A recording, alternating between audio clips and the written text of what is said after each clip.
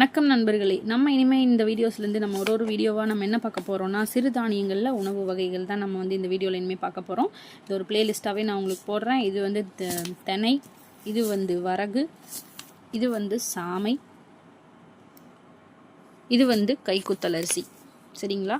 இது நாலுமே வந்து ஒரு கிலோ வாங்கி இப்போ நான் போட்டிருக்கேன். அடுத்து பார்த்தீங்கன்னா இன்னும் அடுத்து காட்டுறது உங்களுக்கு கைக்குத்தல் அரிசி, இது வந்து கருப்பு கவுனி அரிசி, இது வந்து பூங்கார் அரிசி, இது வந்து ரத்தசாலின்னு சொல்லுவாங்க.